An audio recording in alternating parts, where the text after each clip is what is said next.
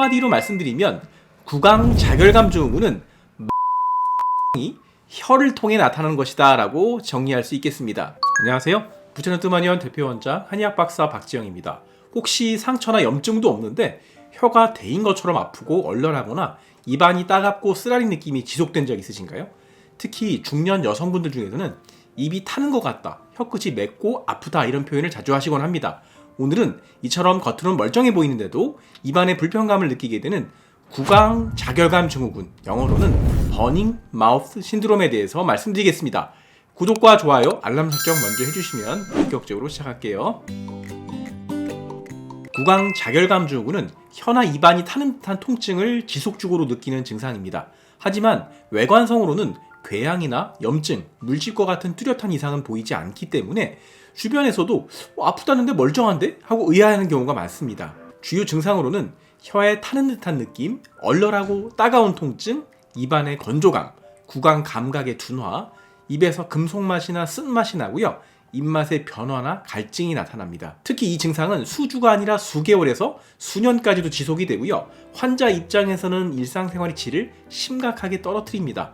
젊은 사람보다는 주로 50, 60대 이상의 중년 여성과 기력이 약해지는 노년층에서 많이 나타납니다. 이 구강 자결감 증후군의 원인은요, 이름의 증후군, 신드롬에서 보다시피 명확한 기전도 밝혀져 있지 않지만 다름과 같은 원인이 복합적으로 작용하는 것으로 보고돼 있어요. 비타민 B10이나 철분 결핍, 당뇨병, 특정 음식에 대한 알레르기 반응, 약물의 부작용, 고혈압약 중에서 에이스 억제제, 항히스타민제, 항우울제나 수면제를 드셨을 때 부작용으로 나타날 수 있고요. 호르몬 변화, 특히 폐경 전후의 여성분한테 나타날 수 있고요. 심리적 요인, 우울이나 불안, 스트레스가 있을 때 나타날 수 있습니다.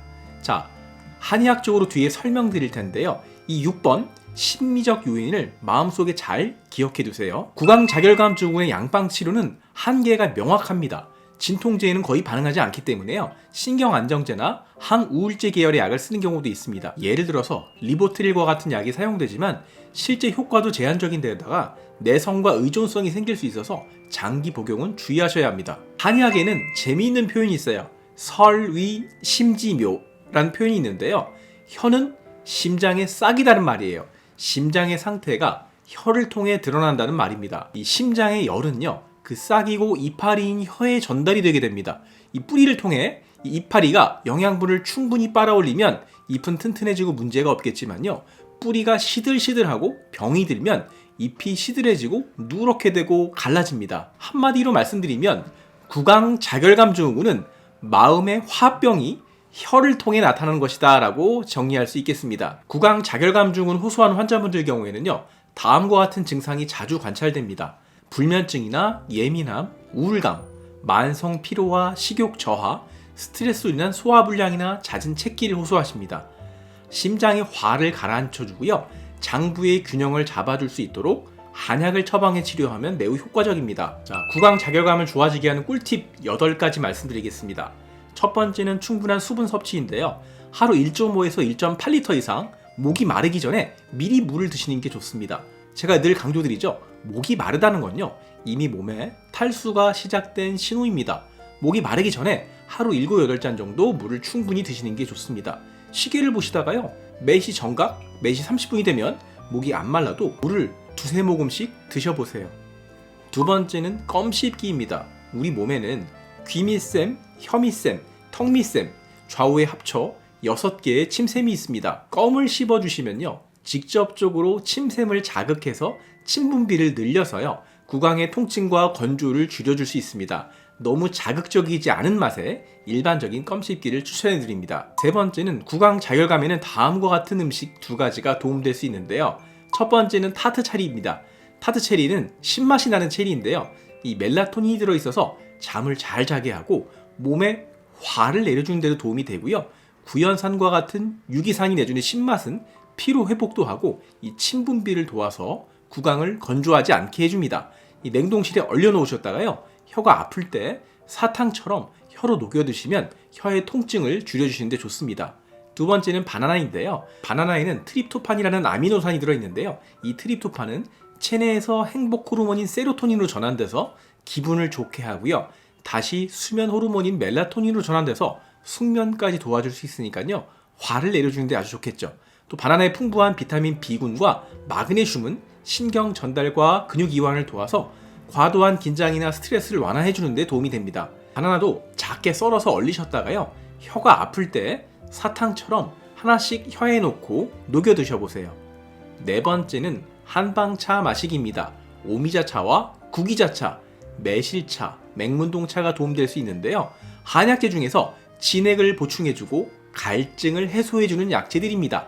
단, 오미자와 구기자, 매실은 약간의 산미가 있기 때문에 유산이 역류하시는 분들이나 역류성 시도에 있는 분들은 다량으로 드시면 안 됩니다. 다섯 번째는 침샘 분비를 늘려주는 구강체조입니다. 이 구강체조를 하시면요, 침 분비를 늘려서 구강을 덜 건조하게 해서 통증을 줄여줄 수 있습니다. 첫 번째는요, 입을 벌렸다 닫았다 하시는 거고요.